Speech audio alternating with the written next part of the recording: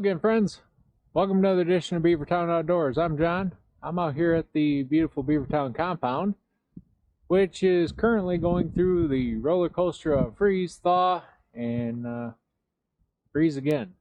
So lately, here in Michigan, we had a little warm up for a couple of days, which, as you can see, has melted a lot of the snow that you would have saw me moving around in my last video. Actually, it wasn't my last video, but I think it was the one before that. Anyway, either way, check it out. But yeah, so it's melted down a lot. Yesterday we had 45 degrees and heavy rain. So now we have 20 degrees and some pretty stout wind. I don't know if it's you're gonna hear it in the camera, and if you do, I apologize for it, but can't control the weather.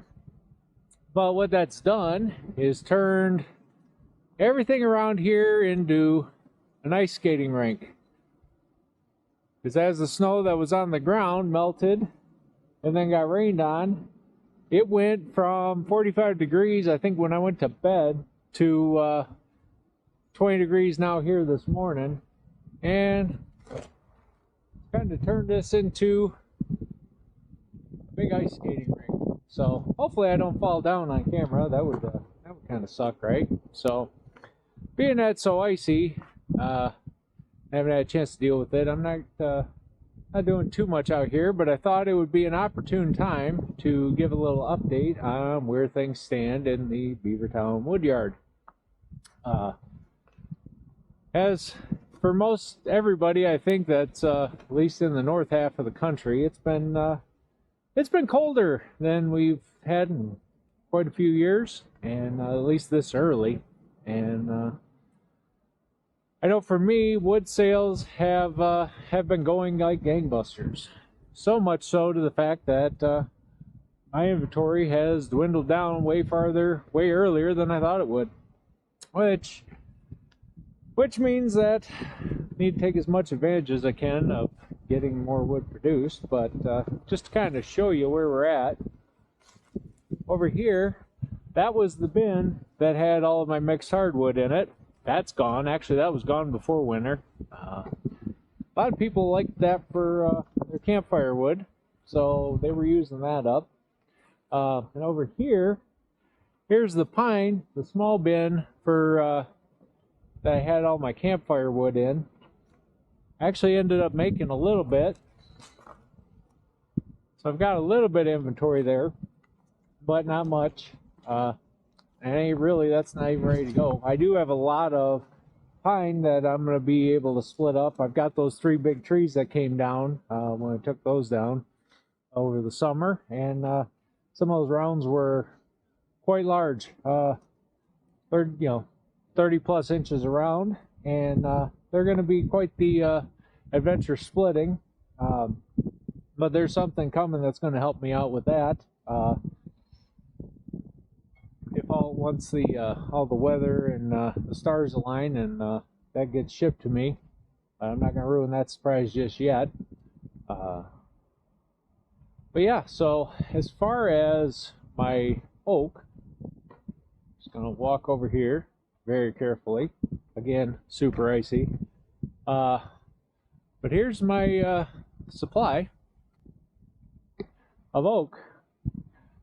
So I'm into the last bin of, just started getting into it, my last order, the last bin of stuff from that was planned to sell this year.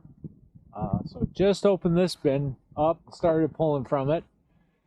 One thing that's been kind of nice is this, it's been covered in a lot of snow, because we had a pretty substantial couple of rounds of snow, and I didn't cover the wood up.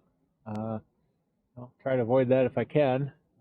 Might be an idea to do it if we're gonna get another round of close to a foot at a time. I'll probably do that, because the last few deliveries I've had to dig through the snow, and that really slows things down. So, but still got a good bin that's got about, I'd say 10 10 full cord, ready to go, which is good. Right now, given the status, I'm not kind of stopped looking for new customers. I've got several who are repeat customers, and I want to make sure they're taken care of. I don't want to lose them. It's one of the things that brought them to me, was that I was a reliable source through the winter, so kind of slowed down on taking new customers in. But you can see this bin, this was the middle bin, so I had 3 bins ready. One was, which included the wood that for us to burn, but this bin, pretty much what's left in here is the stuff I've been setting aside, which is the larger splits. And that's going to be stuff, because I'm going to need to probably finish refilling, or I'm going to have to refill a little bit our wood.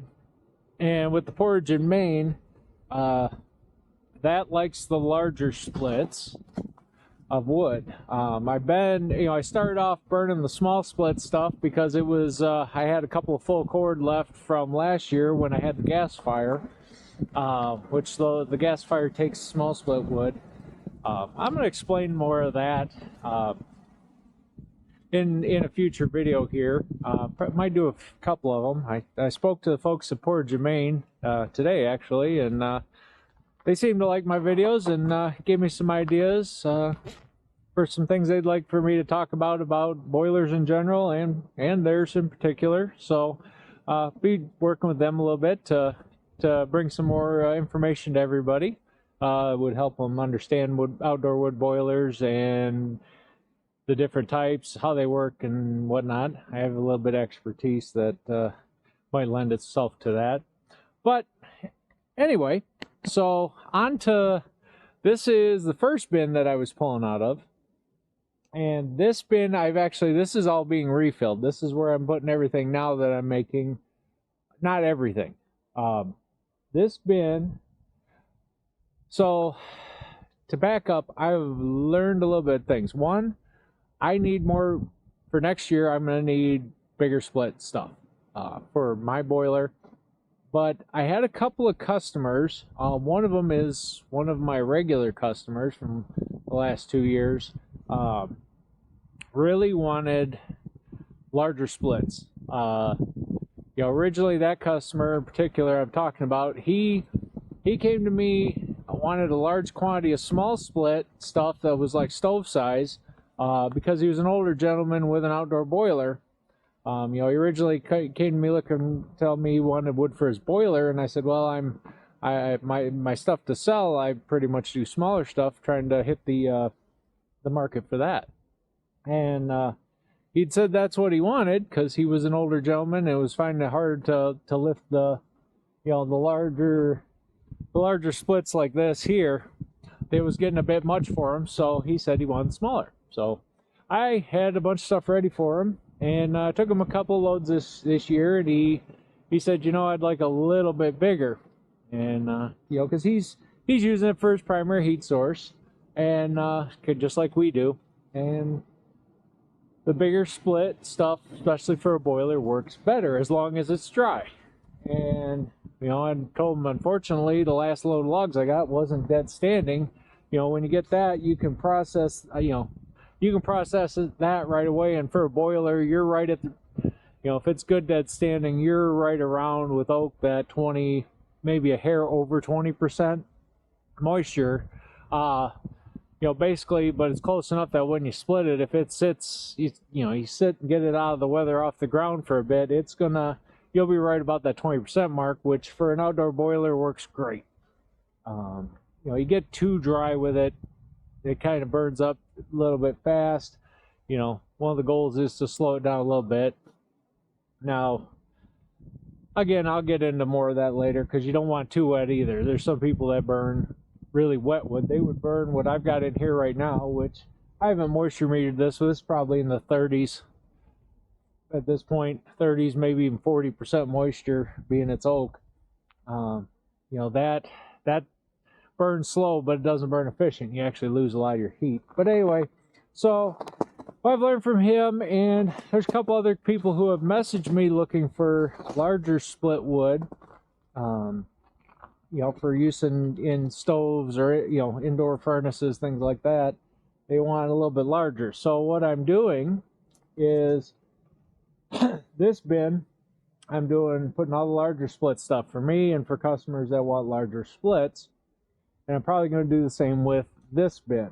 So what I've learned is I need to actually sort out, but you need to make both, but sort them out. So I think this side I'm going to do larger splits, keep to that.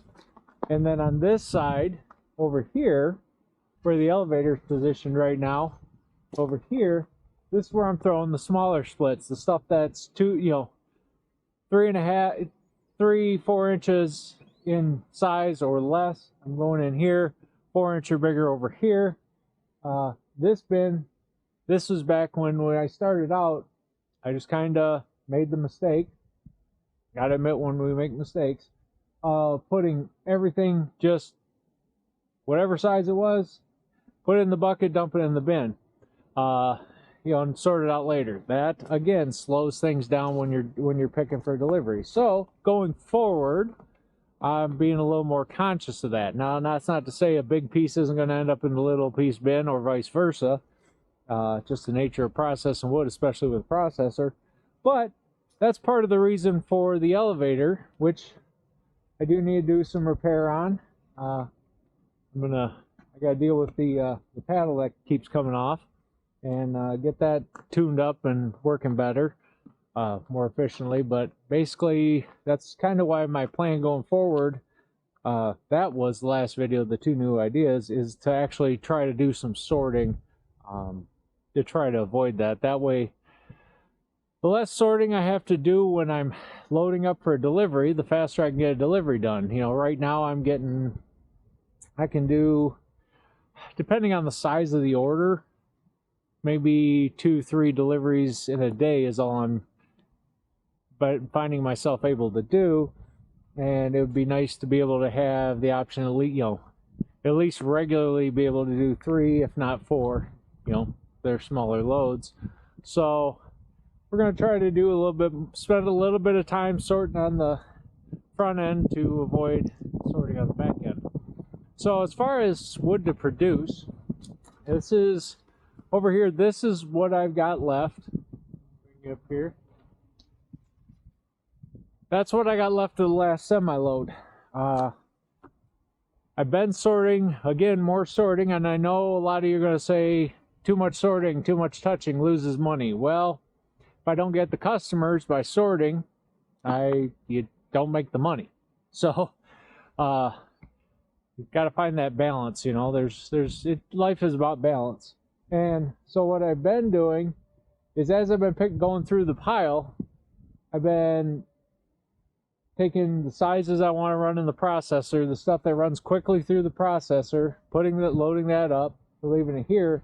But as I come across either dead standing or the larger diameter stuff, I've been moving them over and setting them aside. So my plan is that if I've got the dead standing, if I get a customer now that needs larger split stuff, I can split it directly into the trailer. You know, I can process it, load it up, take it out. So I'm setting that stuff aside, the stuff that would be, I can make boiler wood on demand with. And then the larger stuff that I'm going to have to chainsaw and run through the splitter because it's too big or too crooked or whatnot for the processor, I got this aside. Eventually, when I get around to it, if nothing else, when I'm waiting on getting a log truck in, I can saw that up and process it. And again, I'm kind of waiting for something that's going to help me process bigger wood. So that's the status of the wood yard and the wood for sale.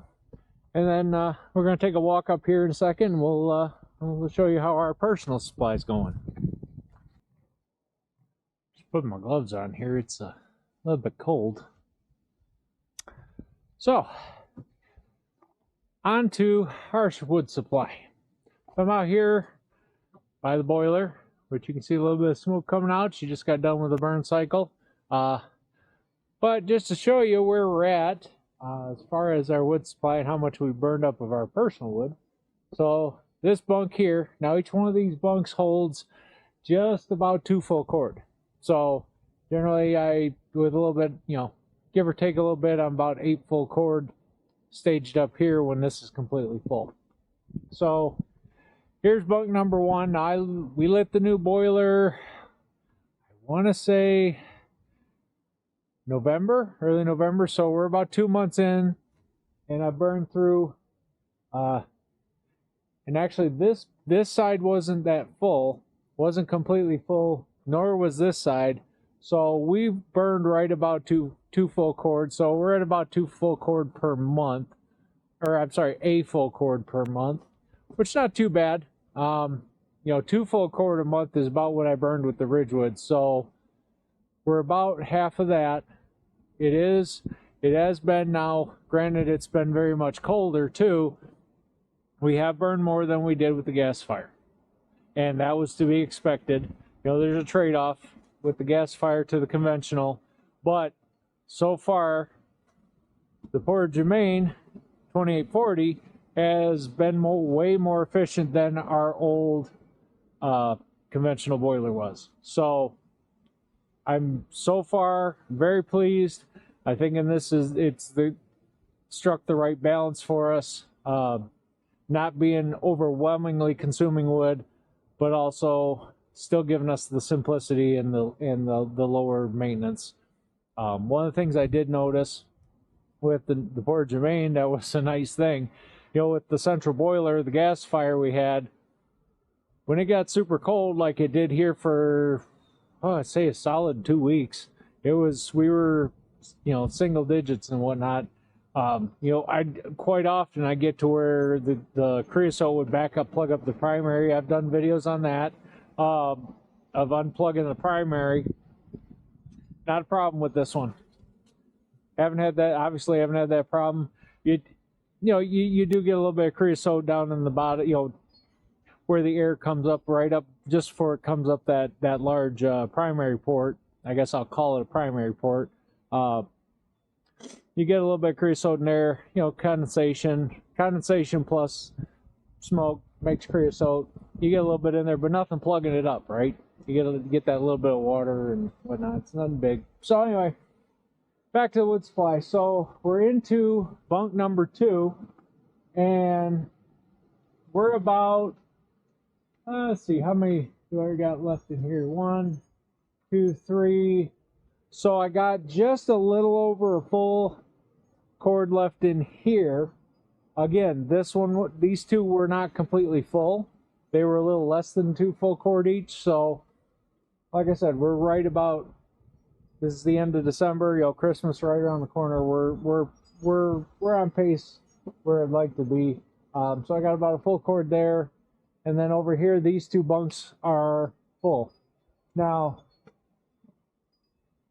as I filled these, again, that first bunk had a lot of the stuff we had for the gas fire, had the smaller split stuff. But now if you see here, this is the size stuff, for the most part, that I'm trying to get to. And you've seen the stuff I split out there is the sizes that I do notice the difference of. This stuff seems to last longer by sheer size. This is dry. Got cold, so a lot of the cracks kind of, the wood shrank a little bit, and some of the cracks aren't as evident as when it's warmer and sunny on it. But this wood is all dry. It's actually 20% or less. But these 2 bunks are filled with the larger size. So with the larger size, my expectation is that we're not going to go through this as fast as we went through that, even when it gets colder in January and February. And March obviously start warming up, and by the time March comes around, I'm going to have more cookies and stuff like that to burn. So probably on the tail end of the season, I'm going to go back to burning the cookies, the offcuts, and things like that. But that's our personal use wood supply. We're in good shape there. And if I don't end up needing to sell off that dead standing, that's the other advantage to having that sorted out, is if I get in a pinch, we get it real cold, and this, for whatever reason, I burn through this, and I don't have stuff out ready to go out in the bin that I can take, I can make up some more and throw it in there. And again, the other advantage to the conventional, it's not ideal, but in a real bad pinch, I can burn whatever. It's not picky. It'll burn greenwood. I could burn pine in it. I've got logs of pine that they're pretty much going to be dry by the time I process them. So, you know, truth be told, the end of the season, if I need to, I'll start chunking out that pine and throwing it in there. Like I said, that's the primary advantage and why we went back to the conventional. So, anyhow, it's cold, it's windy. I'm gonna go back inside. I've got some of the work you gotta do business-wise to take care of. So I'm gonna do that. It's warm. It's a good day to do that. Next couple of days are supposed to be warmer, so we'll save those for out in the wood yard. And I'm gonna do the not so fun business stuff today. So. Anyway, hope you like what you saw. If you did, please like and subscribe. Thank you to my new subscribers. You know, we're over 800 now. Hoping to get to that 1,000 mark here very soon. And, you know, I hope if you're a regular viewer or even a new one and find this interesting, you know, please consider subscribing. Doesn't cost you a thing. Really helps me out. But yeah, so that's going to do it, guys. Till next time, everyone, from all of us here at the beautiful Beavertown compound and Beavertown Outdoors, including Cy and Rocket, take care of each other, be good, stay safe, and I'm out.